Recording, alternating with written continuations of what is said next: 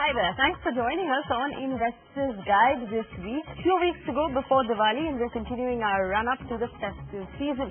Remember, email ID is at the bottom of your screen where you can write to us if you have any questions about your investments. Quickly take that down. This is what we're doing over the next half hour. We're first going to put together the best child plan in the market that you can use to plan for your children. And in our big fund segment this week, we're talking about UTI Infrastructure Fund. And finally, in our run-up to Diwali, we will tell you how you can finance your home renovations and your home improvements this year.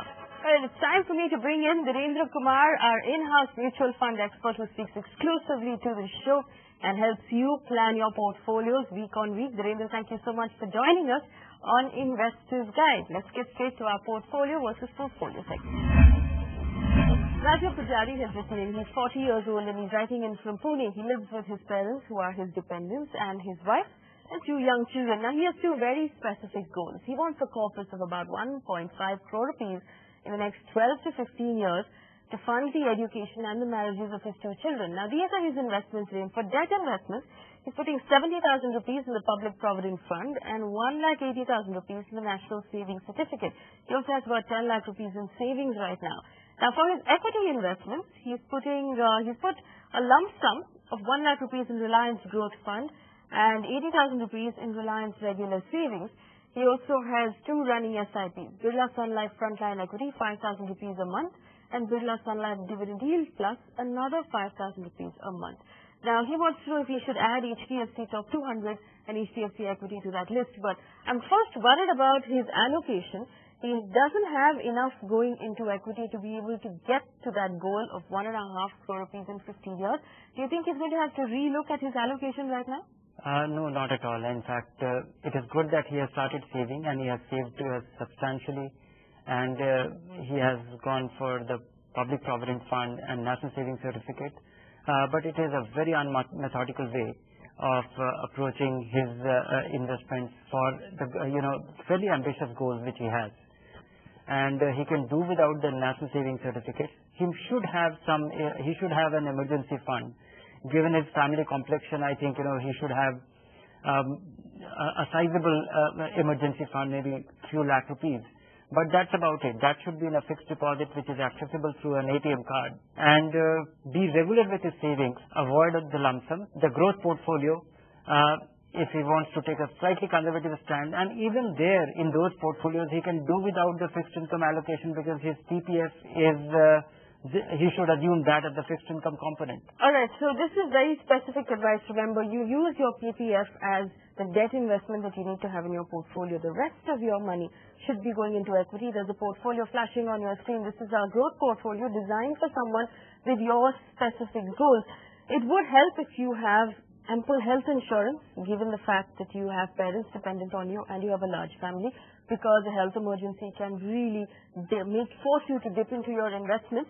So, for someone who has about 12 or 15 years to plan for a child, and we have a lot of parents who watch this show wondering whether they should be picking child investment plans or child ULIPs to make more sense.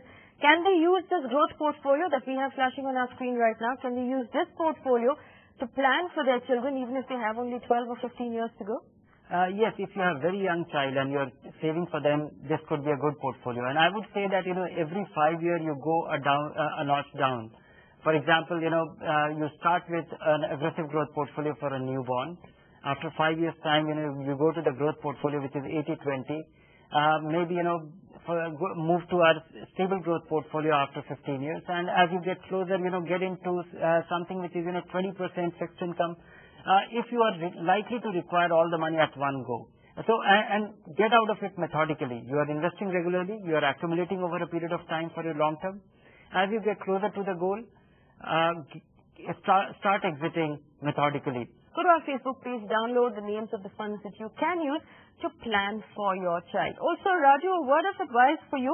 You seem to have it all chalked out for your children's future. You're 40 years old. You should also at this point be considering your own retirement, which is possibly going to happen in the next 20 years. That's something that you should be planning for as well.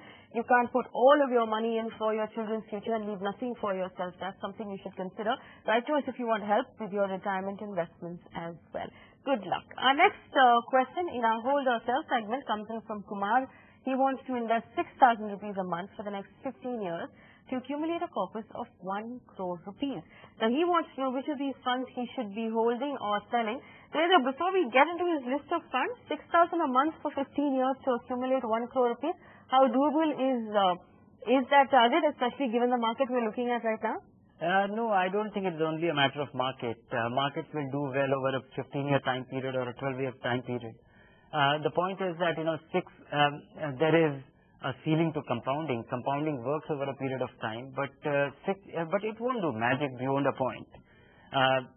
So I would say that your monthly, I'm assuming that, somebody who is doing 6,000 rupees is able to save and invest 6,000 rupees a month. This saving needs to really grow substantially for it to be across. Let's take a look at your investments that you've chosen, the first of which is HDFC Equity. So for someone with a 15-year horizon, this is obviously a good solid fund to start with, right? Yes, this is an excellent fund, and given its broad mandate, it's a great choice. Should have larger allocation too. Okay, the next one is HDFC Prudent from the same group. This is a balanced fund. Obviously, doesn't fit in with his aggressive goal. Should he stop investing in this fund? Yes, he should stop investing in this fund, and the money can well go into HDFC Equity. He doesn't require a balanced fund. Alright, HDFC Mid-Cap Opportunities. It fits in with his aggressive goal, but does he need to have both equity and mid-cap opportunities in the same portfolio?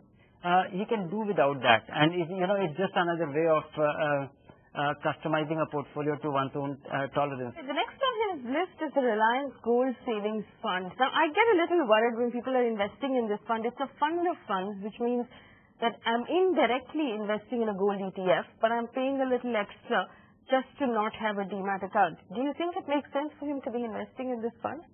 Given the convenience that if one is doing 1,000 rupee SIP and having a demat account just to do 1,000 rupee worth of purchase on an ETF, I would say that expense is not a big deal, given that one is taking an opportunistic bet on gold and one is trying to ride the momentum. I think having your approach right is very important. Be ready to get out of this fund.